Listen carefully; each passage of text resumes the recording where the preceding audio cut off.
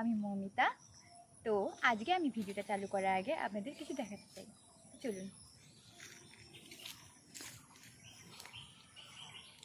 তো আপনারা গাছটা চিনতে পারছেন কি? গাছটার নাম হলো ক্যাশু নাট গাছ। হ্যাঁ, ক্যাশু নাট গাছ। আর আজকে আমরা এই গাছটি সম্পর্কে আলোচনা করব, আর এই গাছটির ইকোনমিক পার্ট আর ভ্যালু সম্পর্কে আলোচনা করব।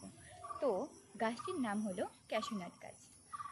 গাছটিকে সায়েন্টিফিক্যালি বলে অ্যানাকার্ডিয়াম অক্সিডেন্টাল, ফ্যামিলি অ্যানাকার্ডিয়েসি, আর অরিজিন হলো ব্রাজিল।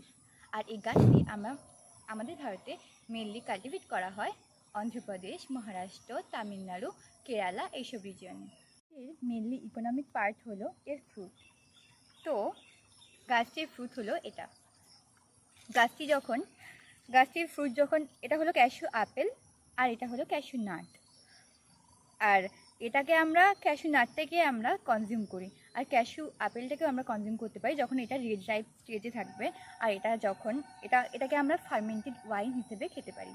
আর ক্যাশু ওয়াইনকে আমরা টার্মিনোলজিক্যালি ফেন বলি।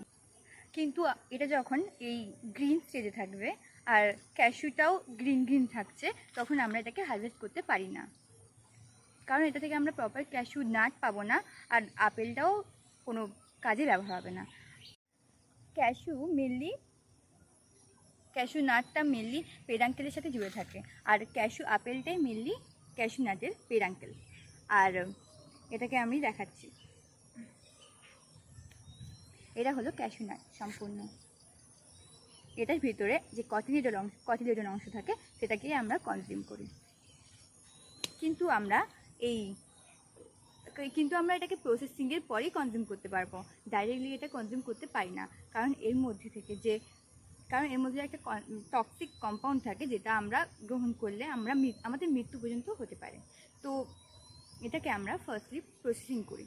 প্রসেসিংয়ের পর আমরা গ্রেডিং, প্যাকেজিং বিভিন্ন ধরনের প্রসেস করি। তো এটাকে ফার্স্টলি আমরা রোস্টিং করতে পারবো।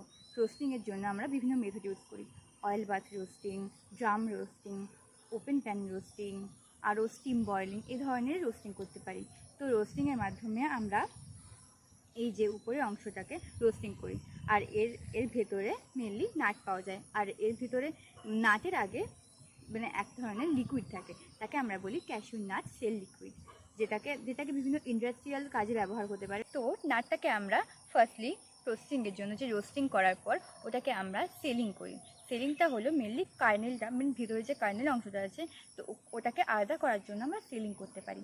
তারপর সেলিং করার পর আমরা কার্নেল ড্রাইং করি। যে ময়েশ্চারটা আছে কার্নেলের মধ্যে, ভেতরে যে ময়েশ্চারটা পাওয়া যায়, ওটাকে আমরা ড্রাইং করি, যাতে ভেতরে যে কার্নেলের মধ্যে যে টেস্টা অংশটা আছে ওটা যাতে আমরা ভালোভাবে লুজ করতে পারি, যাতে তার জন্য আমরা ওই ময়েশ্চারটাকে আমরা কমানোর জন্য ড্রাইং করি।